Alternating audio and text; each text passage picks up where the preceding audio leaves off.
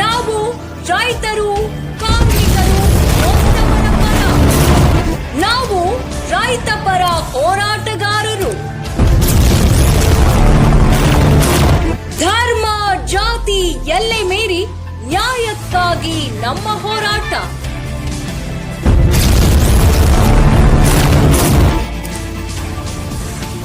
ನಾವು ಎಲ್ಲದಕ್ಕೂ ಸಿದ್ಧ, ಎಲ್ಲದಕ್ಕೂ ಬದ್ಧ.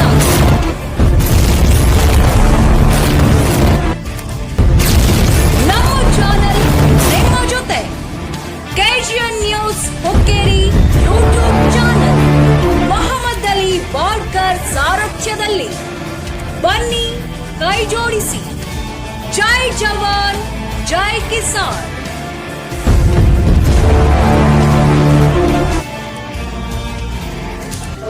ಸೇರಿರ್ತಕ್ಕಂಥ ಉದ್ದೇಶ, ಕಳೆದ ಮೇ 20ನೇ ತಾರೀಕು ನಾವು ತಹಸೀಲ್ದಾರ್ ಅವ್ರನ್ನ ಎಲ್ಲ ಇಲಾಖಾ ಅಧಿಕಾರಿಗಳನ್ನು ಸಭೆ ಕರೆದು ನಮ್ಮ ತಾಲೂಕಿನಲ್ಲಿ ವಿವಿಧ ಇಲಾಖೆಗಳಿಂದ ಆಗಬೇಕಾದಂಥ ಕೆಲಸ ಕಾರ್ಯಗಳ ಬಗ್ಗೆ ಚರ್ಚಿಸಿ ಅವ ಕಾರ್ಯರೂಪಕ್ಕೆ ತರಬೇಕಂತ ಹೇಳಿ ಸಭೆ ಕರೆದಿದ್ವಿ. ಆದರೆ ಆ ಸಭೆ ಮಾತ್ರ ನಡೀತು.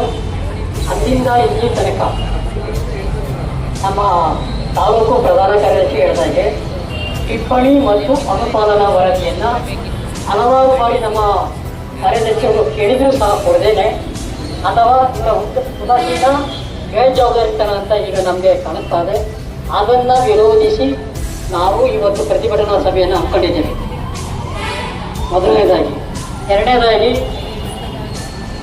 ಆವತ್ತಿನಿಂದ ಇಲ್ಲಿ ತನಕ ಏನು ಅನುಷ್ಠಾನಗೊಳಿಸಿದ್ದೇವೆ ಅದನ್ನು ಮಾಹಿತಿಯನ್ನು ಈ ನಮ್ಮ ಪ್ರತಿಭಟನಾ ಸಭೆಗೆ ತಹಸೀಲ್ದಾರ್ ಅವರು ಬಂದು ಹೇಳಬೇಕು ಅಥವಾ ಅವ್ರ ಪರವಾಗಿ ಯಾರಾದರೂ ಬಂದು ಹೇಳ್ಬೋದು.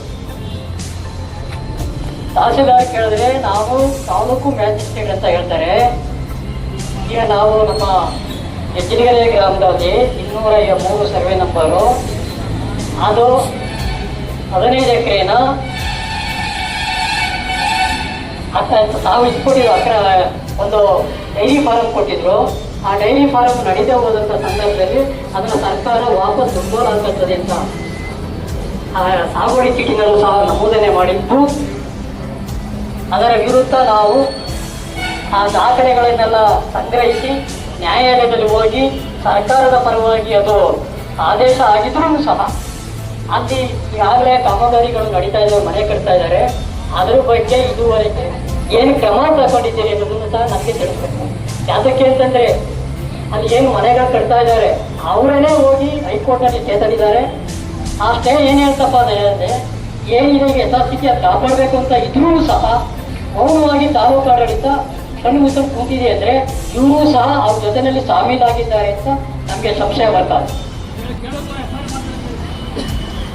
ಅದನ್ನು ನಾವೆಲ್ಲರೂ ಪ್ರಶ್ನೆ ಮಾಡ್ತೀವಿ ಅಂತ ಹೋದರೆ ನಿಮ್ಮ ಮೇಲೆ ಕಾನೂನು ರೀತಿಯ ಕ್ರಮ ತಗೊಂಡು ನಿಮ್ಮ FIR ಮಾಡಿ ಜೈಲಿಗೆ ಹಾಕ್ತೀವಿ ಅನ್ನೋದನ್ನು ತಹಸೀಲ್ದಾರ್ ಅವರು ಮೌಖಿಕವಾಗಿ ನಮ್ಮ ಎದುರುಗಡೆನೆ ಹೇಳಿದ್ದಾರೆ. ಇದು ಖಂಡನೀಯ.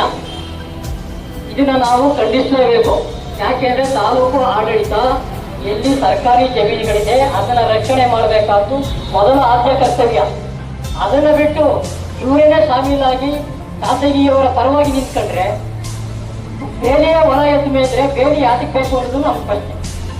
ಆದ್ರಿಂದ ತಹಸೀಲ್ದಾರ್ ಅವರು ಕೃಪೆ ಬಂದು ಅದ್ರ ಬಗ್ಗೆ ಏನು ಕ್ರಮ ತಗೊಂಡಿದ್ದೀರಿ. ನಾನು ಹಲವಾರು ಬಾರಿ ಅವರಿಗೆ ಮೌಖಿಕವಾಗಿ ದೂರವಾಣಿ ಮುಖಾಂತರ ಮತ್ತು ಪ್ರತ್ಯಕ್ಷವಾಗಿ ಅವರಿಗೆ ಹೇಳಿದ್ದೀನಿ. ಇದುವರೆಗೆ ಏನು ಕ್ರಮ ತಗೊಂಡಿದೆ ಅಂತ ಅದನ್ನು ಸಹ ಹೇಳಬೇಕು.